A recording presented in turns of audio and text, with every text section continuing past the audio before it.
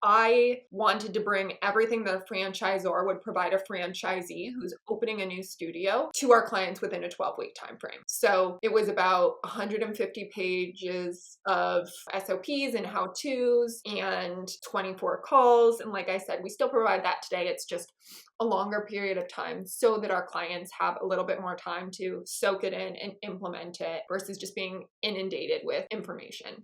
Hey everyone, I'm Nihal Hassan and I lead marketing at Bookie. Welcome to our series where we interview experts and operators in the fitness industry. We are bringing you a whole lot of insights covering everything a fitness business owner needs, from marketing and business operations to client experience and team management. So, subscribe to our channel and I promise you it'll be worth it.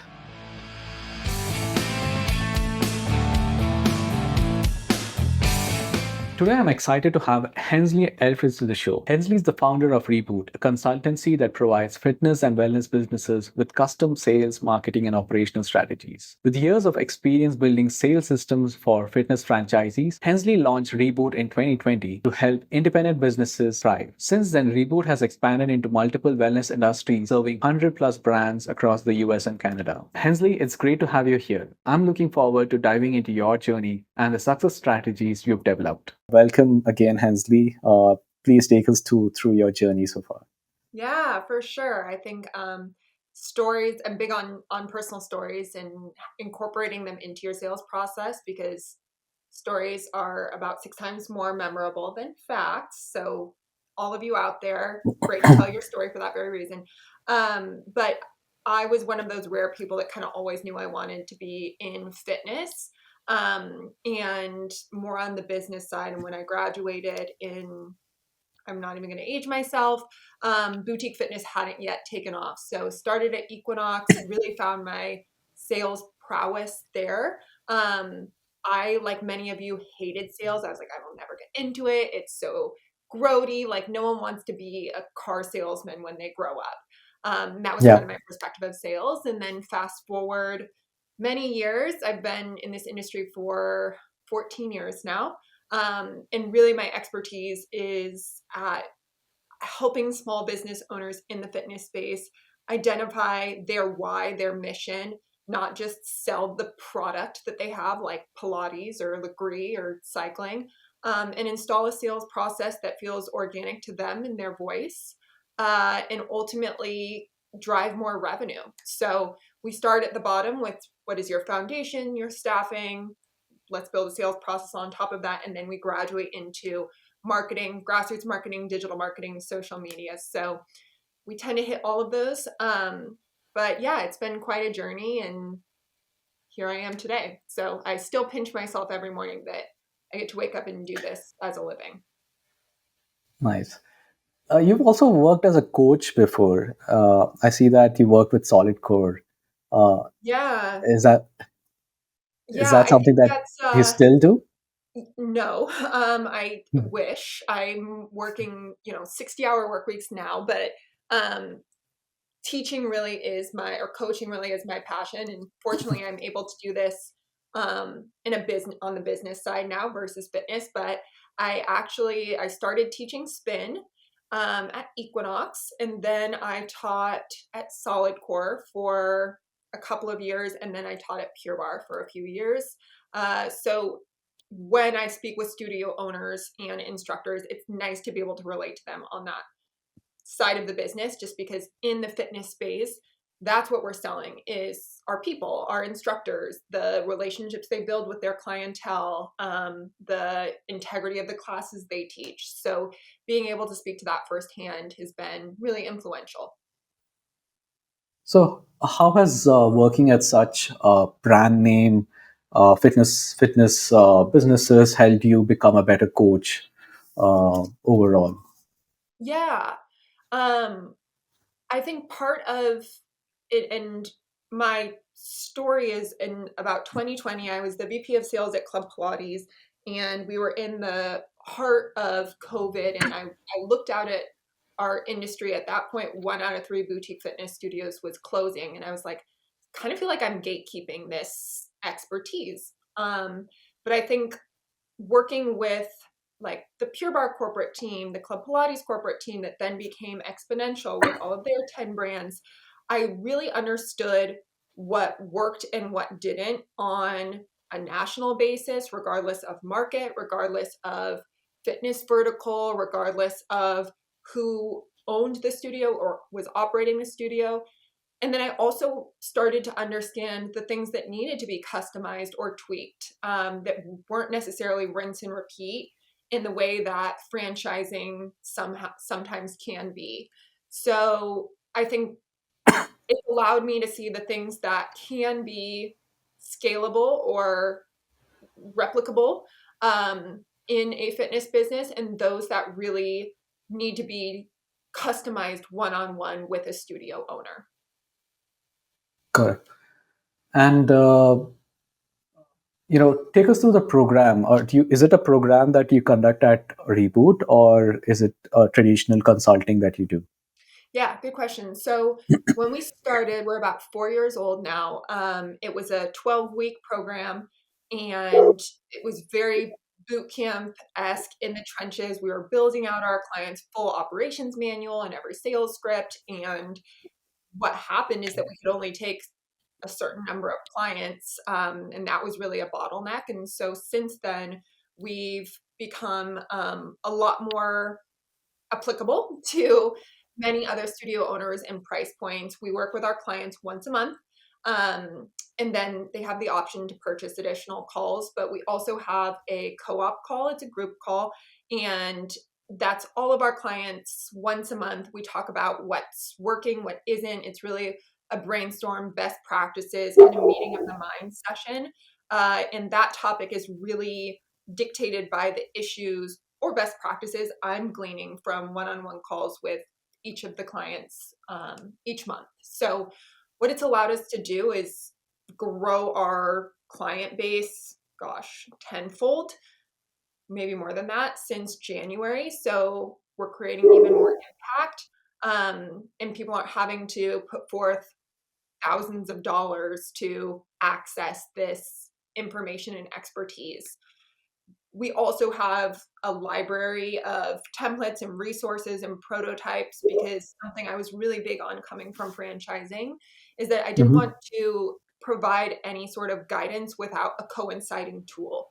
So if it's, hey, let's revisit your trial offer, then here are the coinciding text scripts and emails and SOP that goes alongside launching that. So that's really helped our clients put this into action, more so than just keeping it abstract consulting advice.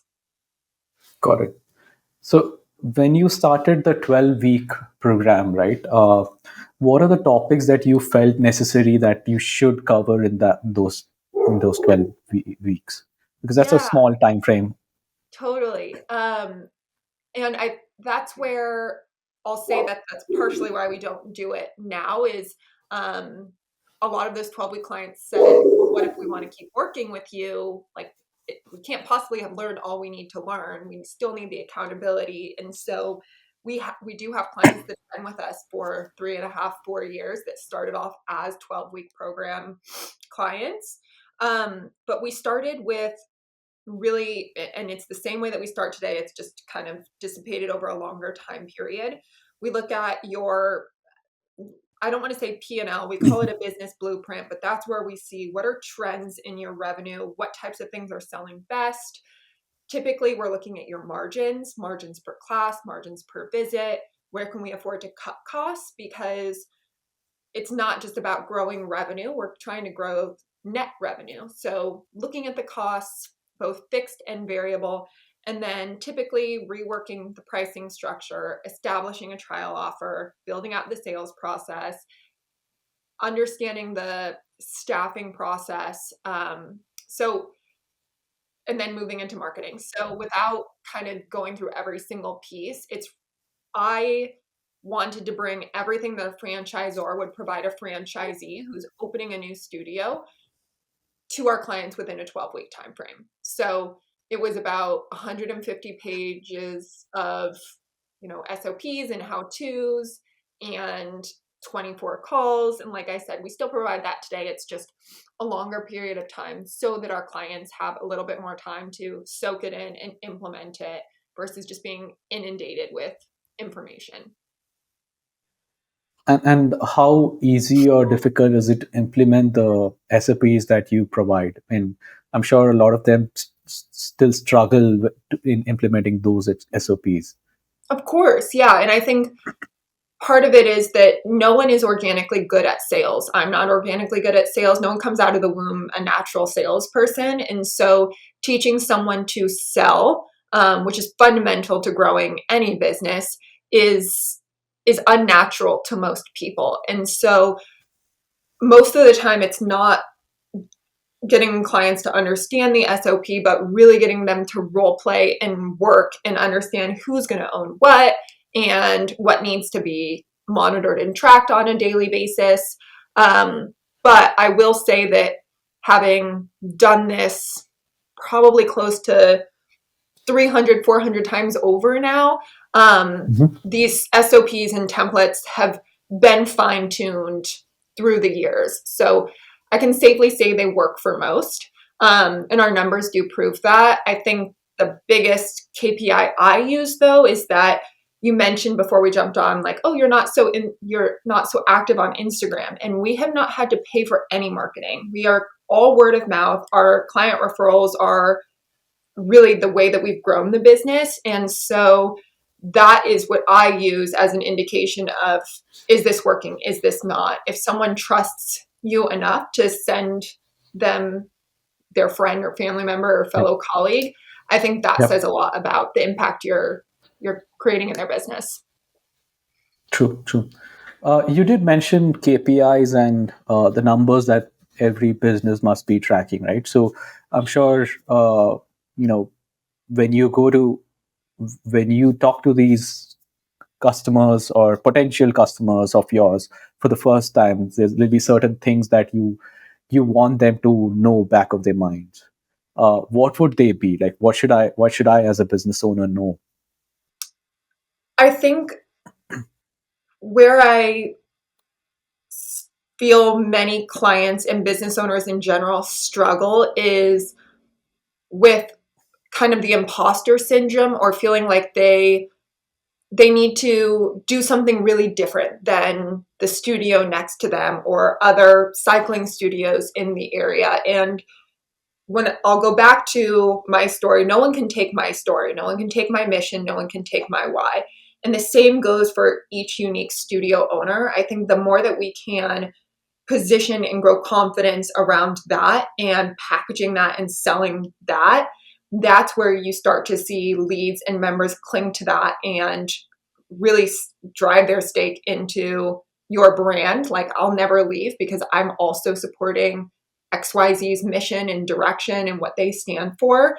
And so if you don't have that, if you're just selling cycling classes or you're just selling yoga, you're not going to succeed the same way that an Amazon or a Soul Cycle or a Nike has or did, because all of them started with a story, and it's a story that many of us know.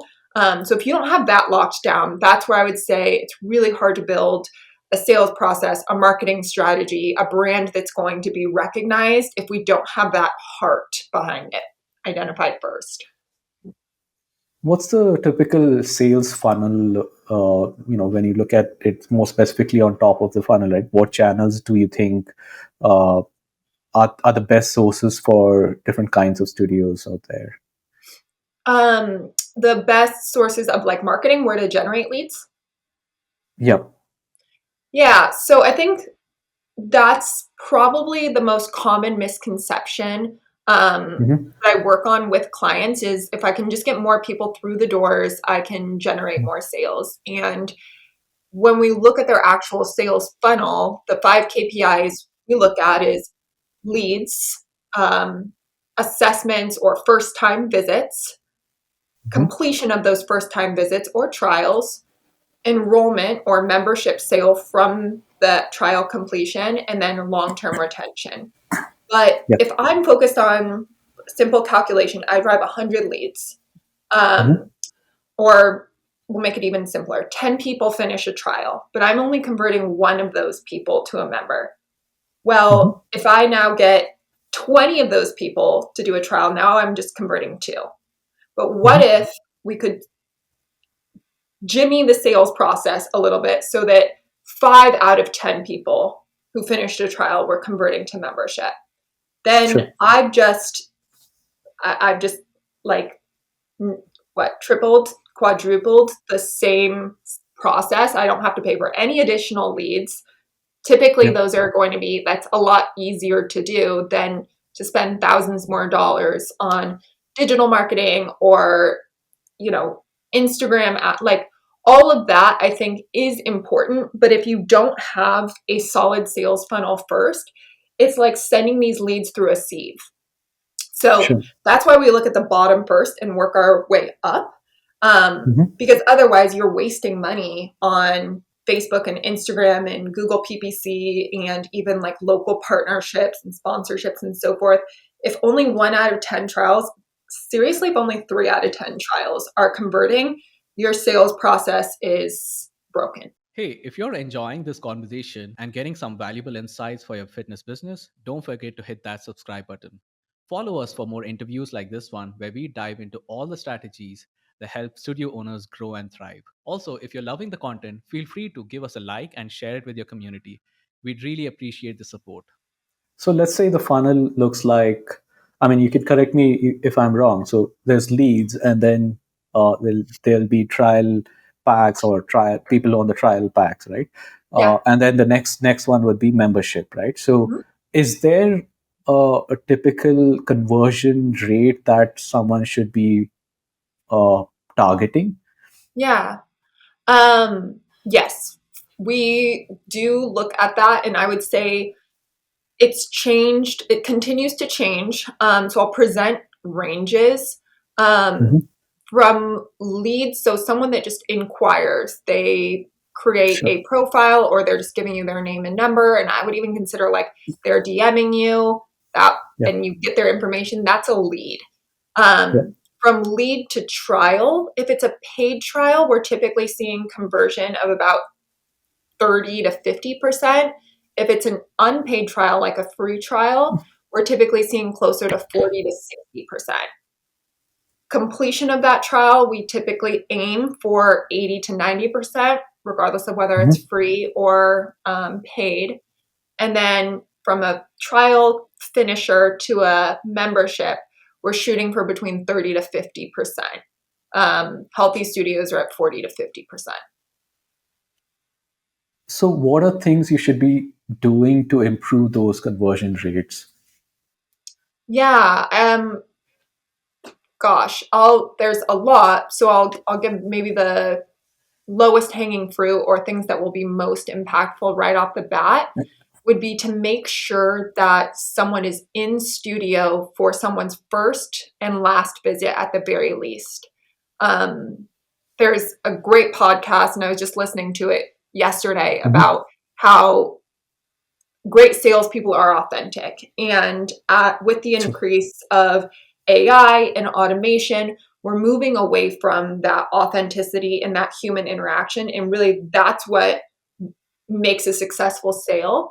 And so, there's not going to be any text script or email that I can give you that's going to replicate you being there for that person's first class, getting their goal, making sure that they're comfortable, connecting them emotionally and rapport wise with the instructor that's going to be leading them through that first class. And then same thing at the end, right? If that's when they are what we call the hottest. Mhm. They've just finished, their adrenaline is up, they feel excited that they've just finished this trial. That in and of itself is a feat. If you're not there and instead you're leaning on a text that gets sent 3 hours later with a link to sign up for membership, they're already on to the next thing. So I think that human interaction is paramount. Um, and there's Mhm. nothing, like I said, that we can automate or systematize that's going to replace that piece of it. Got So it. that's number one. And number two, I would say, is having an actual process where you can safely say, all right, when someone becomes a lead, they get this text, and the call to action is to book a trial. And then 3 days later, they get an email. And if you don't know what that is, or you don't have one, you don't have a Mhm. sales process. So, and I'm assuming that the whole cadence of whether a text should go or an email should go, or should you give them a phone call, all of that depends on the kind of business, the kind of studio, the kind of services that you provide, uh, or do you have a template that you share with your clients? Yes. So to a degree, we know across the industry, um, Hmm. emails tend to be open for leads, not for members, at about a 20 to 40% rate at best. And if we think Hmm. about it, typically you're checking your email a couple of times a day at max, Yeah, yeah. with especially your personal email. With texts are open at a 98% rate, 90% within the first 30 minutes. And so I always say use email to educate and use text to create a back and forth rally or conversation with the lead. The best way that you're going to create rapport is through an in-person interaction or through phone call. Hate to say it, but if you just call someone blindly, you're going to land in their voicemail. So we really use text to get that conversation going, and focus on the lead rather than selling us. I always say equate it to you're just trying to get them to come to the first date. Don't try and sell them on marrying you and giving them all of the information they need to know to make that decision. Wait until they come through your front doors to give them that, or use email. But once we have that kind of ping pong rally going, then it's great to go in for the kill, ask if you can hop on a quick phone call or get them booked into that trial. But I think where we just as humans, especially in 2024, commonly make mistakes in sales is jumping the gun or moving too fast. So really listen, read the room, Mhm. understand where they're coming from, because the more that they trust you, the more apt they are to take your next direction, regardless of what that is. Got it. And what about engagement and things like upselling, right? So do you see, do you push clients to sell more monthly, or push them to make it a 6 month or a yearly subscription, or do you want them to, what sort of packages, or what sort of pricing tier that you would suggest your clients? Yeah. Um, Pricing, like actual dollar amount, will really be dictated by your competitive analysis. So what your competitors are charging, typically allows us to land on that specific number. But by and large, and I go to, we want to service our members the best way that we can, because the better we service them, the longer they're going to stay with us. And when you go to a doctor and you're diagnosed, I'll say, like, let's say you go to a psychiatrist and they diagnose you with anxiety. They don't hand you 10 pills and go, all right, use these at your leisure and then let me know if you want more. Instead, they're going, you have anxiety. Your prescription is going to be daily or once every other day. You need to take XYZ. We're going to do that for 90 days and then you're going to come back and we'll reevaluate. So I say that because whether you like it or not, your leads are looking to you as that wellness provider. Granted, you're a proactive form of wellness rather than, the healthcare of that a doctor might provide. But if you're just selling a class pack to someone, especially who's brand new to your concept, you can't guarantee that they're going to see the results that they need to stay with you long term.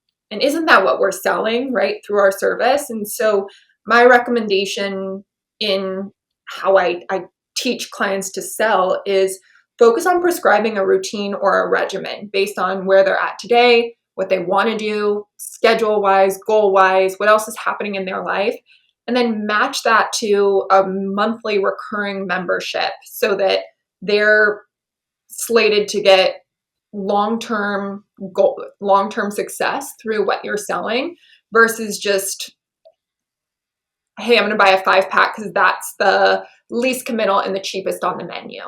If there isn't any why behind the what, they're going to go for the cheap class pack every single time. So I 99.9% of the time will recommend that we install a monthly recurring membership program, and those are the price points that we're selling.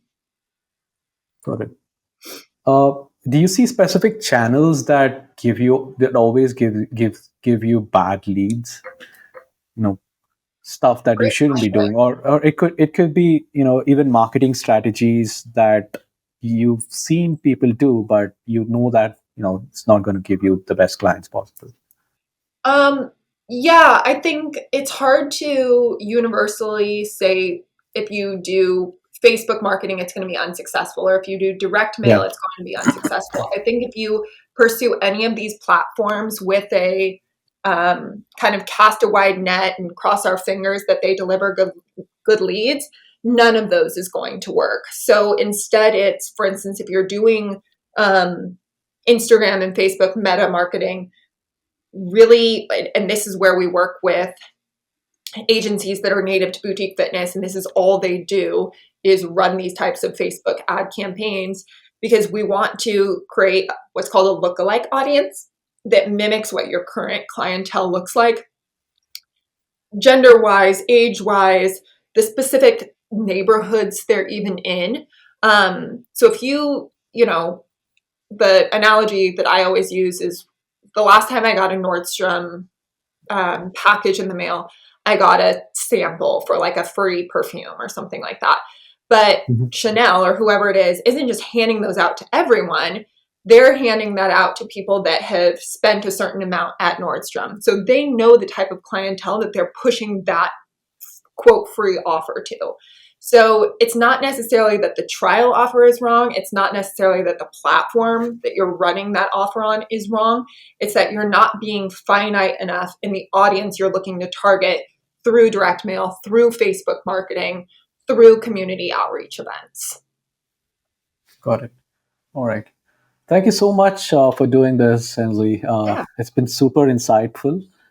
Thanks for sharing with us your journey about Reboot, sales strategies and processes that businesses must have, and why conversion rates are the first thing that you should be focusing on. If you have a broken funnel, or if you're worried about not getting enough leads and stuff like that. So it's been great having you, and I'm sure people would like to reach you as well. So you can, plug or share with them how they can reach you. Yeah, you can reach out to. I'm actually going to have you reach out to admin ADMINC at Reboot F like Frank, C like camera.com. If you're interested in setting up a call, or you can always just go to our website. It's rebootfc.com. And there's an option there to book a one-on-one call for 30 minutes. There's no strings attached, but I'd love to meet you, hear more about your story, and determine if it makes sense for us to have another conversation or two. Nice. We'll add the details on the description as well. But thank you so much again, Hensley. Of course. Thank you. Thank you. That brings us to the end of today's episode. A big thank you to Hensley Ellefritz for sharing her journey and the incredible strategies behind Reboot's success. If you're looking for more tips to grow your fitness business, be sure to connect with Hensley. Links are in the description and the podcast notes. And don't forget to subscribe and follow us for more expert advice on building a thriving business. Thanks for tuning in. We'll catch you on the next episode.